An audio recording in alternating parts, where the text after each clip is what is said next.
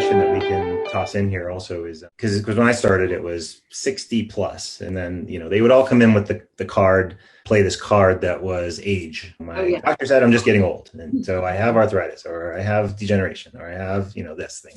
And just, it's a sign of getting old. And then it turned to 50 something, and then it turned to 40s and 30s and so forth. So with your younger clients, let's say 20 something year olds that you're getting in now that are becoming more prevalent, like what are some of the standard symptoms or issues that you guys are seeing come in the door with that age, 20 or 30 year olds? Yeah, Lisa kind of hit on it when she said, as soon as they get out of college, they stop doing those organized sports and they get in their real job and they're sitting all the time. So I've seen a lot of young men with herniated discs because they went from being, good players and playing all the time, either in high school or maybe they're in grad school now.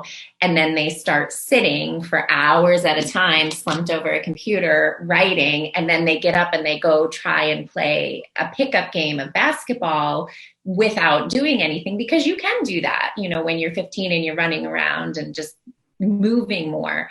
But if you've been sitting still all day for 12 hours, you can't do that anymore. So I'd say from sitting, and also they might be fine to go play that, but they don't stretch. And it's something that they don't educate well enough in, I feel, in youth sports today, so that these kids who are so fit, gods, right? They are so fit. They have no idea that you have to stretch the muscles after. So I think a lot of those herniations are also coming from getting up and running, and you tighten your hip flexors and your quads, and then you just, lay down and everything shortens up. And of course, the next time you get up to go jump, it's going to pull something out of place. Yeah, totally. Lisa, what about you? Sometimes it's just general low back pain. Then, herniations as well. I think I've had a 19-year-old with sciatica pain, and I think his mom had called and listed off all the symptoms, like, oh, this is what the 70-year-old's calling with, and he's 19 and has the same kind of thing. A few shoulder and upper back, or they're starting to notice, their heads are coming forward, their upper back tends to get really tight. A lot of phone and computer time. I would say those are probably the two common ones that we see. You really don't see a lot of knee pain or ankle pain or things that you might see when they're young and more active. It's I started running a lot and my knee now hurts. Then you can have that whole conversation well, it's not running that hurts you. You still have this misalignment.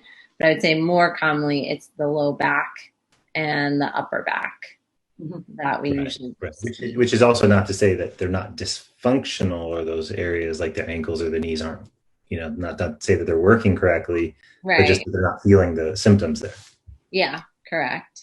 Okay, cool. Emily, how about you? Definitely same with the low back and neck pain and headaches. So that's been showing up. Yes. For the reasons of sitting a lot more, being less active.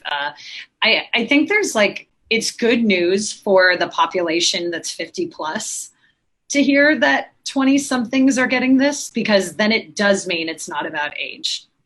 Not that it's good news that younger people are in pain, but it is confirming that it's not just about age, but time spent in a position,